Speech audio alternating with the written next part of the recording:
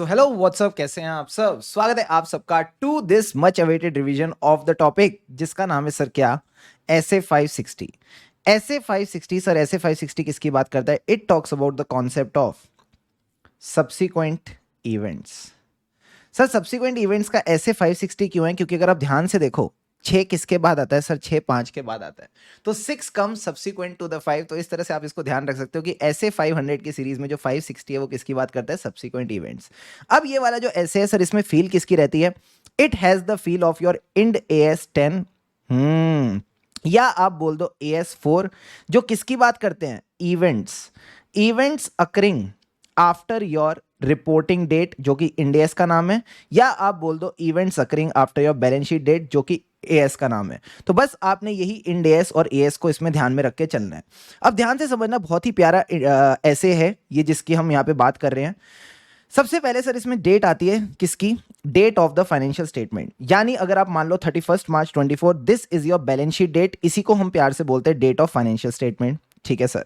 इसके बाद सर एक डेट और है जो बहुत इंपॉर्टेंट है इस ऐसे के लिए, that is the date of the audit report. तो आप मान लो हमारे एग्जांपल में जो डेट ऑफ ऑडिट रिपोर्ट है, let's say 15th of May 2024, this becomes your date of audit report. Sir ये डेट ऑफ ऑडिट रिपोर्ट क्या होती थी? ये वही डेट ऑफ रिपोर्ट है जहां पे ऑडिट रिपोर्ट को साइन किया जाता है। समझ गए सर? तो पहला सेट ऑफ सब्सिक्वेंट इवेंट्स क्या होता था? पहला सेट ऑफ सब्सिक्वेंट इवेंट्स वही है, the events occurring between the date of financial statement and the date of audit report. अब सर यहां पे हमें क्या करना है? मैंने कहा सिंपल सी बात है, हमें इन इंडेस और एएस ने एक चीज सिखाई थी। दो तरह के इवेंट्स होते हैं, एक इवेंट्स होते हैं एडजस्टिंग इवेंट्स। ओ, इनकी क्या रिक्वायरमेंट है सर? इनकी हमें चाहिए एडजस्टमेंट। समझ गए सर? एक होते हैं नॉन एडजस्टिंग इवेंट्स, दूसरे कौन से होते हैं? Non adjusting events. इनका क्या चाहिए सर? इनका डिस्क्लोजर चाहिए। इन दोनों के एग्जांपल्स भी आपको ध्यान रहेंगे। अकाउंट्स वाले टीचर ने सिखाया होगा डेटर्स का एग्जांपल, कि एक डेटर था 31 मार्च को, यहां कहीं बीच में इंसॉल्वेंट हो गया। जैसे ही हुआ इंसॉल्वेंट, प्रोविजन बनाओ। जैसे ही हुआ इंसॉल्वेंट, प्रोविजन बनाओ। तो यही आपने एग्जांपल बार बार सीखा होगा। हाँ, तो क्योंकि आप इस इंसॉल्वेंसी की वजह से प्रोविजन बढ़ा देते हो, तो इसको कहते हैं एडजस्टिंग इवेंट। ठीक है सर। अब सर नॉन एडजस्टिंग का भी एग्जांपल दे दो, तो वही एग्जांपल देता हूं जो जनरली अकाउंट्स के टीचर देते हैं। एक फैक्ट्री थी, यहां क्या लगी सर? आग लगी। Fire in the factory, run. तो जैसे ये फायर इन द फैक्ट्री हुई, तो क्या इसकी कोई एडजस्टमेंट की नीड है? नहीं सर। बट ये जो फायर इन द फैक्ट्री है, इसके बारे में यूजर्स को पता होना चाहिए। ये जो फायर इन द फैक्ट्री है, इसके बारे में यूजर्स को पता होना चाहिए, तो इसका डिस्क्लोजर रिक्वायर्ड है। तो एज अ ऑडिटर हमें बस यही चाहिए कि जिस इवेंट का एडजस्टमेंट रिक्वायर्ड है वो आइडेंटिफाइड हो, जिस इवेंट का डिस्क्लोजर रिक्वायर्ड है उसका डिस्क्लोजर हो। ये दोनों चीजें कहीं ना कहीं फाइनेंशियल्स में होनी चाहिए। तो सर इसके लिए हम कौन से ऑडिट प्रोसीजर करते थे? मैंने कहा बड़ा सिंपल है। आपको थोड़ी पता है ऐसे कोई इवेंट्स के बारे में? हाँ सर, हमको नहीं पता, ये मैनेजमेंट का काम था। तो सबसे पहले हम क्या करते थे? We have to understand sir. Understand क्या? मैनेजमेंट का क्या प्रोसेस है ऑफ आइडेंटिफाइंग सच इवेंट्स। अब जब आपने उनका प्रोसेस समझ लिया, अब आप उनसे इंक्वायरी करो, आप उनसे पूछो, मैनेजमेंट क्या आपको कोई ऐसा इवेंट मिला जिसका एडजस्टमेंट या डिस्क्लोजर रिक्वायर्ड हो? समझ गए सर? अब सारे बच्चे मुझे बताओ, इंक्वायरी हमने लास्ट टाइम कब की थी सर? ऐसे 501 में लिटिगेशंस एंड क्लेम्स के लिए भी इंक्वायरी की थी। और ये मैनेजमेंट बड़ी ही बोरिंग होती है।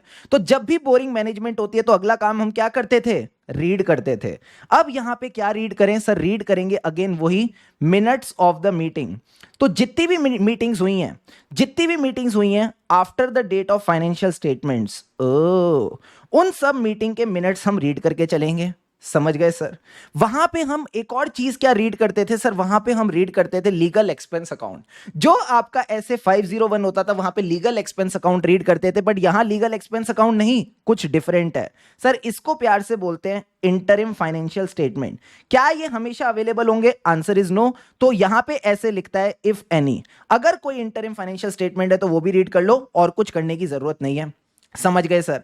अब ये सब कार्यक्रम करते हुए अगर आपको कोई इवेंट मिल जाता है, if you identify any event, sir कैसा इवेंट जिसकी कहीं ना कहीं एडजस्टमेंट और डिस्क्लोजर रिक्वायर्ड है, तो आपने चेक करना है, कि उसको एडजस्ट और डिस्क्लोज किया या नहीं, कि उसको एडजस्ट और डिस्क्लोज किया कि नहीं। सो ये सारा कार्यक्रम करते हुए, if you identify any event which requires adjustment और disclosure, check whether it has been adjusted और डिस्क्लोज्ड। क्या यहां तक सारी बातें समझ आती है? हाँ सर, 5 मिनट के अंदर अंदर हमने पूरा का पूरा ओवरव्यू रिवाइज कर लिया। लास्ट में जाते जाते सर क्या लेंगे? लास्ट में जाते जाते क्या लेंगे सर? हमने क्लास में सीखा था, जाते जाते आखिरी में मिलता है माता का प्रसाद, हलवा और चने, जिसको बोलते हैं रिटर्न रिप्रेजेंटेशन। रिटर्न रिप्रेजेंटेशन किसको लेके? मैनेजमेंट आपको रिटर्न रिप्रेजेंटेशन देगी कि जिस इवेंट का एडजस्टमेंट और डिस्क्लोजर रिक्वायर्ड था, उसको उन्होंने एडजस्ट और डिस्क्लोज कर दिया है। दैट हैज बीन एडजस्टेड और disclosed in the financial statement. स्वाहा। तो ये आपने बेसिक सी बात ध्यान रखनी है सर। क्या हमारा एक ही फोकस है कि जो हमारी इंड AS10 और AS4 की मनोकामना है कि एडजस्टिंग इवेंट का एडजस्टमेंट हो, नॉन एडजस्टिंग इवेंट का डिस्क्लोजर हो, उसके लिए हम क्या करेंगे? हम कुछ नहीं करेंगे, मैनेजमेंट ऑलरेडी करके बैठी है। तो जो मैनेजमेंट का प्रोसेस है उसको समझेंगे, फिर उनसे पूछेंगे कि जो आपने प्रोसेस किया, क्या आपको कोई ऐसे इवेंट्स मिले जिनका एडजस्टमेंट और डिस्क्लोजर रिक्वायर्ड है? अगर हाँ, तो आपने एडजस्ट और डिस्क्लोज किया कि नहीं? ठीक है सर। प्लस ये बड़े ही बोरिंग लोग हैं, तो याद रखना इंक्वायरी के साथ रीडिंग भी आएगा, बिकॉज ये पॉइंट जनरली बच्चे भूल जाते हैं। तो क्या रीड करेंगे सर? चटपटी बातें जो लिखी है मिनट्स ऑफ द मीटिंग में, ऑब्वियसली वो मीटिंग्स जो बैलेंस शीट डेट के बाद हुई हैं, plus interim financial statements if any. And इस सब के बाद अगर आपने आइडेंटिफाई करा कोई इवेंट जिसका एडजस्टमेंट और डिस्क्लोजर रिक्वायर्ड है, check whether it has been adjusted और डिस्क्लोज्ड और नॉट। एंड लास्ट में शेरा वाली अंबे माँ, माता रानी माता जगदम्बे माँ, return representation that all the events which require adjustment और disclosures have been adjusted and disclosed. तो यही बात आपको सबसे पहले समझनी है। मैंने first type of event cover किया, that is between the date of financial statement and date of audit report. अब सर इसको लेके क्या ऑडिट प्रोसीजर है? बस आपको चाहिए सफिशिएंट एंड एप्रोप्रिएट एविडेंस कि जिस इवेंट का एडजस्टमेंट और डिस्क्लोजर रिक्वायर्ड है, इट हैज बीन आइडेंटिफाइड। कैसे? Understand the management procedure. उनसे पूछो क्या आपको कोई सब्सिक्वेंट इवेंट के बारे में पता है? बड़े ही बोरिंग लोग हैं तो रीड करेंगे सर दो चीजें। क्या? Minutes of the meeting after the balance sheet date, उससे पहले वाली का हम करेंगे क्या? Interim financial statement only if they are available. फिर अगर आपको कोई इवेंट मिलता है, ये सब करते हुए कोई इवेंट मिलता है विच रिक्वायर्स एडजस्टमेंट और disclosure, then determine whether the same has been adjusted और डिस्क्लोज्ड। क्या ये बात समझ आती है? हाँ सर। एंड लास्ट में शेरा वाली अंबे माँ, रिटर्न रिप्रेजेंटेशन कि जितने भी इवेंट्स थे which occurred subsequently to the date of financial statement which require adjustment or disclosure have been adjusted or disclosed। ये बेसिक बात आपने समझनी है। अब कई बच्चों के मन में डाउट, सर इंक्वायरी किन मैटर्स को लेके करनी है? हमें जो इंक्वायरी करनी है वो किन मैटर्स को लेके करनी है? तो ये एक और क्वेश्चन है जो जनरली सीए इंटर लेवल पे ऐसे पूछता है, बट फाइनल लेवल पे भी ध्यान रखना बहुत ही ईजी है। ये जो इंक्वायरी है ये आपने बेसिकली बैलेंस शीट की चीजों को लेकर करनी है। बैलेंस शीट में सर क्या आता है? एसेट्स, लायबिलिटीज, कैपिटल, और कैपिटल के बाद आती है आपकी कंटिंजेंट लायबिलिटी, जिसको आप बोल सकते हो सीएल। ठीक है सर। सबसे पहले सर लायबिलिटी उठा लेते हैं। यह कहता है कि आप मैनेजमेंट से पूछो क्या बैलेंस शीट डेट के बाद कोई नई बोरोइंग, लायबिलिटी मतलब बोरोइंग, या कोई नई कमिटमेंट या कोई नई गारंटी आई तो नहीं है? तो प्यार से बोलो BCG। क्या कोई नई बोरोइंग, कमिटमेंट और गारंटी तो नहीं आई? BCG का क्या मतलब है? Borrowing, commitment, guarantee. बोलो मेरे साथ, बोरोइंग, कमिटमेंट, गारंटी। एक और बार, बोरोइंग, कमिटमेंट, गारंटी। अब सर एसेट वाले 3 point, asset is our favourite one. Asset के आएंगे 3 पॉइंट। सर एसेट के 3 पॉइंट क्या है? सबसे पहले उनसे पूछो क्या आपने बैलेंस शीट डेट के बाद कोई एसेट खरीदा या बेचा तो नहीं? क्या आपने बैलेंस शीट डेट के बाद कोई एसेट खरीदा या बेचा तो नहीं, या एसेट का खरीदना बेचना प्लान तो नहीं किया? एनी सेल और acquisition of asset has occurred और प्लान। क्या आपने कोई एसेट खरीदा बेचा या उसके बारे में प्लान किया? सबसे पहली चीज तो ये चीज आ गई। ठीक है सर। या फिर आपका कोई एसेट ले गई। सर कौन ले गई? गवर्नमेंट ले गई। क्या आपका कोई एसेट गवर्नमेंट ने एक्वायर कर लिया? कई बार होता है ना, लैंड एक्वायर कर लेती है गवर्नमेंट पुल बनाने के लिए। हाँ, तो क्या आपका कोई एसेट गवर्नमेंट ने एक्वायर कर लिया या फिर गया? सर किस में गया? पानी में बह गया या आग लग गई, यानी डिस्ट्रॉयड बाय फायर और फ्लड। तो अगला सवाल आप पूछोगे एसिड्स को ही लेके, it has been appropriated by the government और डिस्ट्रॉयड बाय फायर और फ्लड। यही सेम चीज आपकी ऐसे 705 में भी रिपीट होती है। तो जिन बच्चों ने 705 रिवाइज कर रखा है वेरी गुड, नहीं कर रखा तो जब 705 में एग्जांपल्स पढ़ते हो of the limitation on scope because of some circumstances beyond the control of entity, उसमें भी यही सब पॉइंट्स आते हैं that records of the entity have been destroyed or the records have been confiscated by the government. And last point regarding the assets is events occurred which are relevant to recoverability of asset. तो recoverability कौन से assets के लिए use होता है sir? Generally जो भी आपके डेटर्स होते हैं, अगर डेटर इंसॉल्वेंट हो गया तो प्रोविजन बनाओ। इसी तरह से कई बार हमारे इंश्योरेंस के क्लेम्स होते हैं जो हमारे एसेट्स होते हैं, और कई बार इंश्योरेंस कंपनी कम क्लेम सेटिस्फाई करती है तो आपको वो क्लेम भी कम करना पड़ता है। तो ये तीन बातें आप ध्यान रखेंगे एसेट को लेके। कोई एसेट खरीदा या बेचा या उसके बारे में प्लान किया, या ले गई सर, कौन ले गई? गवर्नमेंट ले गई। Any assets have been appropriated by the government और डिस्ट्रॉयड बाय फायर और फ्लड। एंड लास्ट पॉइंट क्या था सर? लास्ट पॉइंट बड़ा सिंपल था, एसेट्स विच डेटर वाला पॉइंट क्या था? रिकवरेबिलिटी ऑफ एसेट, यानी events occurred which are relevant to recoverability of asset. 4 point हो गए सर। अब अगला पॉइंट क्या है? कैपिटल। तो कैपिटल कैसे आ सकती है? इक्विटी से आ सकती है, डेट से आ सकती है। तो any increase in the capital और इशुएंस ऑफ डेट इंस्ट्रूमेंट, ये आप पूछ सकते हो। And last point contingent liability, any development regarding the contingency. तो ये आप बेसिक पॉइंट्स ध्यान रखेंगे, बाकी के पॉइंट्स आप एक बार रीड करके चल सकते हो। So these are the inquiries, very simple. पहले लायबिलिटीज को लेके BCG, बोलो BCG। BCG मतलब borrowing, commitment, guarantees, very good. Assets को लेके 3 पॉइंट सर। 3 पॉइंट क्या थे? सबसे पहले तो खरीदा या बेचा, एनी एसेट एक्वायर्ड और सोल्ड, या फिर आपने वो चीज प्लान करी है। दूसरा क्या था? ऐसे बोलो, ले गई सर। कौन ले गई? It has been appropriated by the government और डिस्ट्रॉयड बाय FRF, फायर और flood. And third point, events which are relevant to the recoverability of asset, यानी आप अपने डेटर्स को रिकवर कर पाओगे या नहीं, आप इंश्योरेंस कंपनी के क्लेम को रिकवर कर पाओगे या नहीं, इन सब चीजों के बारे में भी आप इंक्वायरी कर सकते हो। ठीक है सर। फिर कैपिटल और कंटिंजेंसी को लेके आप पूछ लेना। I think 5 points are more than enough. जल्दी से एक बार चाहो तो वीडियो को पॉज कर लो एंड इन पॉइंट्स को रिकॉल कर लो। हाँ जी मित्रों, तो जो पहला सेट ऑफ इवेंट था वो तो कंप्लीट हो गया। सर अब एक बात बताओ, हमारी जो ऑडिट रिपोर्ट है वो साइन हो गई। हमारी ऑडिट रिपोर्ट साइन हो गई, बट 6 जून 2024 को बादल गरजे। सर किसके बादल? मैंने कहा ट्रिब्यूनल के बादल। ट्रिब्यूनल का ऑर्डर आया, टुचुक टुचुक टुचुक टुचुक। ट्रिब्यूनल का ऑर्डर आया और उसने इस कंपनी का एक मर्जर अप्रूव कर दिया। सर क्या बात कर रहे हो? हाँ, उसने इस कंपनी का मर्जर अप्रूव कर दिया और बोला रेट्रोस्पेक्टिवली आपने अपने फाइनेंशियल स्टेटमेंट्स को अमेंड करना है। Oh my God! अब सारे बच्चे एक बात समझ रहे हो, जो 31 मार्च 24 को फाइनेंशियल स्टेटमेंट बने हैं वो खराब हो गए। जो 31 मार्च 24 को फाइनेंशियल स्टेटमेंट बने हैं वो खराब हो गई, और आपकी ऑडिट रिपोर्ट भी खराब हो गई। तो सर क्या करें? इसको कहते हैं प्यार से facts which become known to the auditor. ओ, facts which become known to the auditor कब? After the date of audit report. After the date of audit report. अब सारे बच्चे बताओ क्या होगा? मैंने कहा बड़ा सिंपल है। यहां पे थोड़ी सी मैं लाइन बना देता हूं। सबसे पहले मुझे बताओ, ऑडिट रिपोर्ट के बाद क्या आपकी कोई ऑब्लिगेशन होनी चाहिए? नहीं सर। तो पहली चीज हमेशा ध्यान रखना, no obligation of the auditor. समझ गए सर? दूसरी चीज, हमें कुछ ऐसा पता चला जो कि अगर पहले पता होता तो आप अपनी ऑडिट रिपोर्ट को मॉडिफाई करते। क्योंकि आपने फाइनेंशियल स्टेटमेंट्स को रेट्रोस्पेक्टिवली अमेंड करना है, रेट्रोस्पेक्टिवली कंसोलिडेट करना है।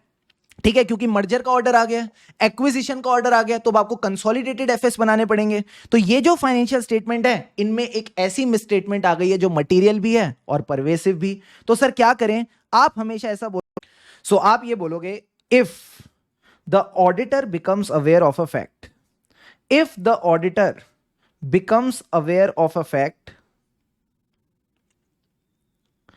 which fact, ऐसा लिखो, which becomes aware of a fact if it was known before the date of audit report। अगर ये हमको पहले पता होता तो सर हम क्या करते? हम अपनी ऑडिट रिपोर्ट को अमेंड करते। If the auditor becomes aware of a fact, if it was known before the date of audit report, we would have amended the audit report. हम कहीं ना कहीं अपनी ऑडिट रिपोर्ट को अमेंड करते। ठीक है सर। अब जो ये चिंता का माहौल है, इसमें हम किसके पास जाएंगे? सर हम जाएंगे इन दोनों के पास। ये दो बदमाश कौन है? मैनेजमेंट और टीसीडब्ल्यूजी। तो मैनेजमेंट और टीसीडब्ल्यूजी के दरवाजे पे जाएंगे, खटखटाएंगे और बोलेंगे दीदी हम आ गए। क्या बोलेंगे सर? दीदी हम आ गए। सर दीदी का क्या मतलब है? सबसे पहले तो discuss the matter, D for discuss the matter, ठीक है sir. Discuss the matter with management and TCWG. Then D से क्या है सर? डी से है डिटरमाइन। आप डिटरमाइन करो कि जैसे आप अपनी ऑडिट रिपोर्ट को अमेंड कर रहे हो, क्या ये लोग रेडी हैं फाइनेंशियल स्टेटमेंट में अमेंडमेंट करने के लिए? ये जो ऑर्डर आया है ट्रिब्यूनल का, इसको ध्यान में रखते हुए क्या ये फाइनेंशियल स्टेटमेंट में अमेंड करेंगे? सो बाबा determine whether the financial statement need amendment and if the answer is yes, अगर उनकी हां है तो क्या करेंगे? इंक्वायर करो। देन आप उनसे इंक्वायर करो how they plan to deal with this matter. Inquire how they plan to deal with this matter. अब वो इस मैटर के साथ कैसे डील करेंगे? क्या ये बात समझ आती है? हाँ सर। अब सिंपल सी बात समझना, अब ये लोग क्या करेंगे सर? ये आपको अमेंडमेंट करके दे देंगे। ये कहीं ना कहीं अमेंडमेंट करके दे देंगे, किसमें? फाइनेंशियल स्टेटमेंट में, ठीक है सर। अब जब इन्होंने फाइनेंशियल स्टेटमेंट में अमेंडमेंट कर दी, आप भी क्या करोगे? आप भी अपने ऑडिट प्रोसीजर्स परफॉर्म करोगे। You will also perform your audit procedures on the amendment. क्या ये बात समझ आती है? हाँ सर समझ गए। अब इसके बाद आता है थोड़ा सा मसाला, ध्यान रखना। अब इसके बाद आता है थोड़ा सा मसाला, ध्यान रखना। सर क्या फाइनेंशियल स्टेटमेंट अमेंड हो गए, ऑडिट प्रोसीजर्स हो गए ऑन द अमेंडमेंट। अब मेरी बात समझना, आपने ऑडिट रिपोर्ट कब इशू करी थी? 15 में। इवेंट कब हुआ? 6 जून 2024। मान लो इन लोगों ने आपको फाइनेंशियल स्टेटमेंट जो दिए, न्यू फाइनेंशियल स्टेटमेंट जो दिए, वो आपको दिए लगभग 15 जून 2024 को। और आपकी जो नई ऑडिट रिपोर्ट है, न्यू वाली, now that is ready as on 20th of June 2024। Sir आप क्या कहना चाहते हो? मैं ये कहना चाहता हूं जो अभी तक सब्सिक्वेंट इवेंट थे between the date of financial statement till the date of audit report, वो कहां तक थे? सर वो यहीं तक थे। जो आपके सब्सिक्वेंट इवेंट थे वो कहां तक थे? यहीं तक थे। बट क्योंकि ऑडिट रिपोर्ट की डेट आगे खिसक गई, तो ये भी आगे खिसक जाएंगे। अब मालिक मुझे इतनी बात बताओ, क्या इस एरिया से लेके इस एरिया तक, क्या ये जो नया वाला एरिया है, अब मुझे इस पूरे नए एरिया में वापस सब्सिक्वेंट इवेंट की टेस्टिंग करनी है? क्या मुझे इस नए वाले एरिया में वापस चेक करना है कि कोई एडजस्टिंग नॉन एडजस्टिंग इवेंट तो नहीं? ऐसे 560 कहता है आपके पास ऑप्शन है। ऐसे 560 कहता है आपके पास ऑप्शन है। सर ऑप्शन क्या? या तो आप सारे के सारे सब्सिक्वेंट इवेंट्स को कंसीडर करो, या तो आप सारे सब्सिक्वेंट इवेंट्स को कंसीडर करो, या आप अपने सब्सिक्वेंट इवेंट को लिमिटेड कर दो। सर सारे का क्या मतलब है? जितने भी सब्सिक्वेंट इवेंट्स हैं, जितने भी सब्सिक्वेंट इवेंट्स हैं इन दो डेट्स के बीच में, इन सब सब्सिक्वेंट इवेंट्स पे अपनी प्रोसीजर करो। यानी ये कहता है सारे का मतलब extend your audit procedures, extend your audit procedure till the date of new audit report, till the date of new audit report, जो कि हमारे केस में क्या हो जाती है सर? जो कि हमारे केस में हो जाती है 20th of June। या ये कहता है आप इसमें लिमिटेड काम करो। सर लिमिटेड किसको लेके? आपने ये सारा मामला क्यों किया? सर 6 जून वाले इवेंट को ध्यान में रखते हुए। इस 6 जून को जो ऑर्डर आया उस वजह से बैंड बजी, बाकी कोई दिक्कत ही नहीं थी। तो ये कहता है कि आप अपने ऑडिट प्रोसीजर को बस इस पे लिमिटेड रखो। भाड़ में गए सारे सब्सिक्वेंट इवेंट, हमको फर्क नहीं पड़ता, आप बस इसके ऊपर ऑडिट प्रोसीजर करो। तो देखो क्या कहता है, if the law regulation, if the law regulation allows management to restrict the amendment in financial statement, अगर लॉ रेगुलेशन अलाउ करता है मैनेजमेंट को to restrict the amendment in the financial statement to the subsequent event identified, जिस subsequent event की वजह से financial statement amend हो रहे हैं, अगर मैनेजमेंट बस उसका इंपैक्ट दे रहा है, तो एज अ ऑडिटर आप भी अपने ऑडिट प्रोसीजर्स को रिस्ट्रिक्ट कर सकते हो। As a auditor you can also restrict your procedure. यानी अब आपको सारे सब्सिक्वेंट इवेंट्स को कंसीडर करने की जरूरत नहीं है, आप सिर्फ ट्रिब्यूनल के ऑर्डर पे फोकस करो। आप सिर्फ यहां पे जो ट्रिब्यूनल का ऑर्डर है इसके ऊपर फोकस करके चलोगे। अब सर अगर आप रिस्ट्रिक्टेड प्रोसीजर्स कर रहे हो, ध्यान से समझना, अगर आप रिस्ट्रिक्टेड प्रोसीजर्स कर रहे हो तो आपको ऑडिट रिपोर्ट में 2 ऑप्शन दिए जाते हैं। सर 2 ऑप्शन कौन से हैं? पहला ऑप्शन है डुअल डेटिंग। ये तो बड़ी ही प्यारी बात है सर। डुअल डेटिंग का क्या मतलब है? एक तो आपकी ओरिजिनल डेट आएगी ऑडिट रिपोर्ट में, हमारे एग्जाम्पल में ओरिजिनल डेट क्या है sir? Original date in our example is 15th May. ये हमारी डेट ऑफ ऑडिट रिपोर्ट है, तो ये 15th में की ओरिजिनल डेट आ गई। मैंने कहा वेरी गुड, तो ये आपकी ऑडिट रिपोर्ट का पार्ट बन जाएगी। ठीक है सर, 15th में 24 प्लस आप इसमें एक एडिशनल डेट डालोगे। सर ये एडिशनल डेट क्या है? ये सिग्निफाई करेगी सर, क्या सिग्निफाई करेगी?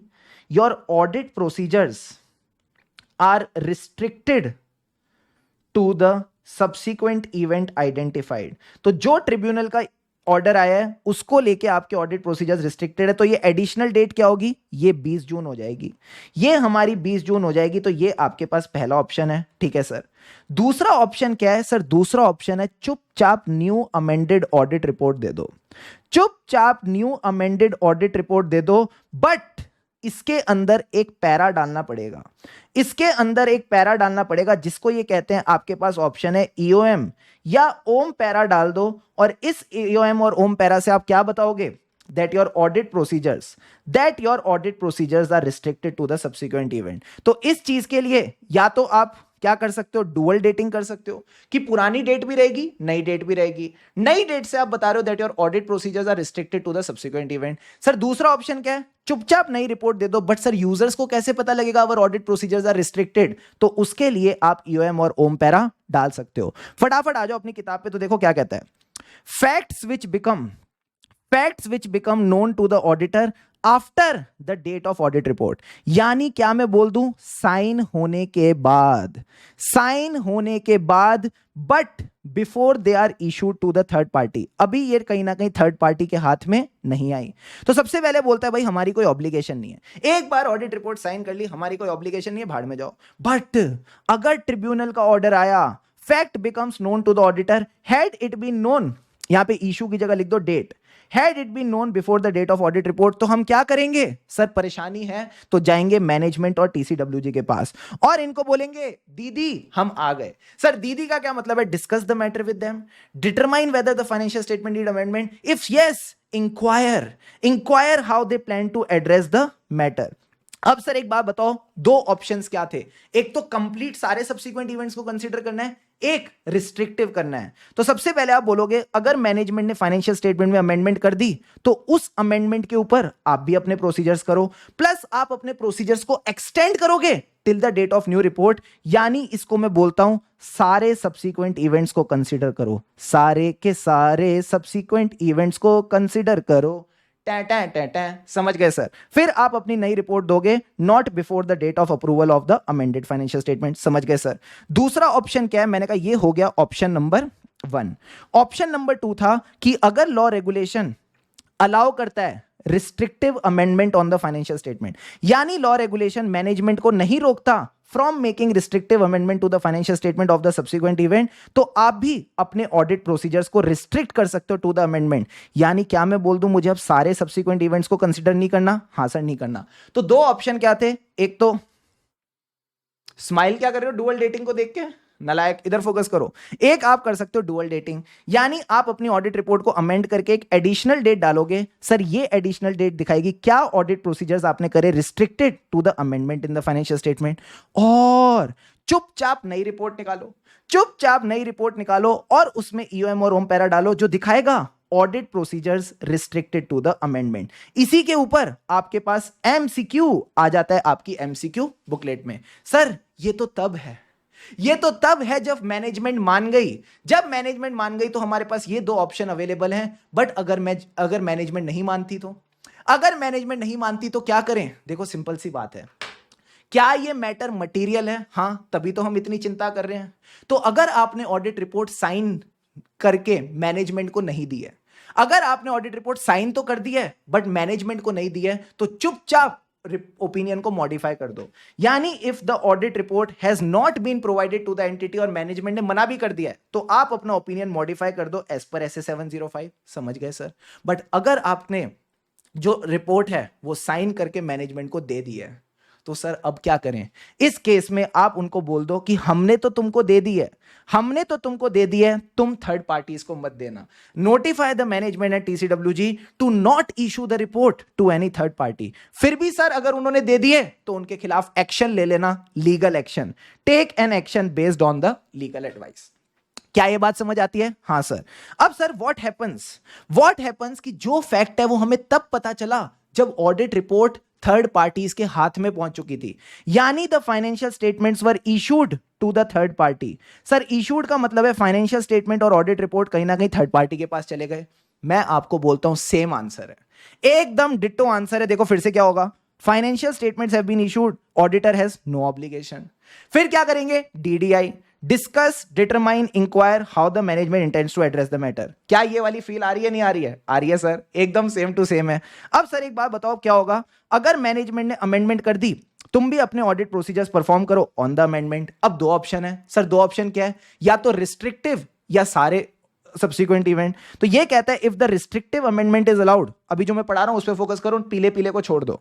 If the restrictive amendment is allowed, तो दो ऑप्शन क्या थे? डुअल डेटिंग या फिर नई रिपोर्ट विद SA 706 ओम और EOM पैरा। अगर रिस्ट्रिक्टिव अमेंडमेंट अलाउड नहीं है, मतलब आपको सारे सब्सिक्वेंट इवेंट्स को कंसीडर करना है, then extend your procedures till the date of new audit report. अब सारे बच्चे मुझे कमेंट सेक्शन में बताएंगे ये देखने के लिए कि कौन कौन जाग रहा है वीडियो देखते वक्त, हमारे एग्जांपल में न्यू ऑडिट रिपोर्ट की डेट क्या थी? Which shall be dated no earlier than the date of approval of financial statement. And अब नई रिपोर्ट दोगे on the amended financial statement. अब सर ये पीलापन क्या है? मैंने कहा ये पीलापन इसके स्पेशल प्रोसीजर है। इधर आओ तुम, इधर आओ, इधर आओ, इधर आओ। इस वाले केस में और पिछले केस में फर्क क्या है? सर इस वाले केस में यह है कि ऑडिट रिपोर्ट साइन भी हो चुकी है और कहीं ना कहीं थर्ड पार्टी के हाथ में भी जा चुकी है। तो मैनेजमेंट को एडिशनल स्टेप्स लेने पड़ते हैं कि वो उस ऑडिट रिपोर्ट को थर्ड पार्टी से ले ले। मैनेजमेंट को एडिशनल स्टेप्स लेने पड़ते हैं कि वो थर्ड पार्टी के पास जाए और रिपोर्ट को थर्ड पार्टी से ले ले। मैंने कहा वेरी गुड, तो ये एक एडिशनल पॉइंट हो जाएगा। अब दूसरी चीज, मान लो तुम थर्ड पार्टी हो, तुम्हारे पास ऑडिट रिपोर्ट आ चुकी है, मैंने कहा ऑडिट रिपोर्ट वापस दो, और फिर मैंने इसमें अमेंडमेंट करी और मैंने कहा ये लो नई ऑडिट रिपोर्ट। क्या तुम्हारे दिमाग में सवाल आएगा कि मैंने इसमें क्या चेंजेस करे? हाँ सर। तो मैं इस रिपोर्ट में एक एडिशनल पैरा ऐड करूंगा, EOM या ओम पैरा, जिसमें मैं रीजन बताऊंगा कि मैंने तुमसे रिपोर्ट वापस लेके क्या चेंजेस करे। तो ये चीज एडिशनली इसमें तुमको कवर करनी है। ध्यान से देखना क्या क्या। सबसे पहले तो review the steps taken by the management so that जिसको प्रीवियसली इशूड फाइनेंशियल स्टेटमेंट और रिपोर्ट मिल गई थी उसको हमने इसके बारे में बता दिया। प्लस जब हमने उनसे रिपोर्ट वापस लेके उनको नई report the, in the new report हमने क्या इंक्लूड करना है? EOM या ओम पैरा, जिसमें हम एक नोट में बात करेंगे reasons for the amendment in financial statement. क्या ये बात समझ आई? हाँ सर, इसमें तो कुछ भी नहीं था। अब लास्ट पॉइंट, अगर मैनेजमेंट मना कर दे, मान लो रिपोर्ट थर्ड पार्टी के पास जा चुकी है, मैनेजमेंट कहती है हम तो नहीं करेंगे, हम तो फाइनेंशियल स्टेटमेंट में अमेंडमेंट नहीं करेंगे, तो सर अब क्या करें ना? अब आप मैनेजमेंट को रिक्वेस्ट करो कि सारी थर्ड पार्टीज को बोल दें कि वो रिपोर्ट पे रिलाई नहीं करेंगे। यानी if the management doesn't amend the financial statement, it should inform the users and auditor shall notify the management and TCWG कि भाई थर्ड पार्टीज को इस पे रिलाई नहीं करना चाहिए। और अगर मैनेजमेंट थर्ड पार्टी से रिलायंस नहीं ले रही, यानी वो थर्ड पार्टीज को नोटिफाई नहीं कर रही, तो अब क्या करें सर? वही लीगल एक्शन। तो फिर अब आप इस केस में लीगल एक्शन लेंगे। If despite such notification management and TCWG don't take any steps, वो कोई स्टेप्स नहीं ले रहे, तो फिर आप एक्शन लेंगे, legal action based on the legal advice. तो मैं आपको एक बात बोलूं ना, एकदम आपने लॉजिकली चलना है, एकदम आपने लॉजिकली चलना है, एंड ट्रस्ट मी मजा आ जाएगा। तो यहां आपकी SA 560 की रिवीजन कंप्लीट होती है with proper interlinking and understanding of the concepts. अब एक बार आप वापस इसको गो थ्रू करोगे, everything will be crystal clear to all of you, and trust me सारे के सारे क्वेश्चंस ऑफ क्वेश्चन बैंक भी हो जाएंगे। तो यूं ही खुशी खुशी मल्ला अगर पढ़ते रहे, खुशी से पढ़ेंगे तभी आगे बढ़ेंगे। लगे रहो मित्रों, लगे रहो।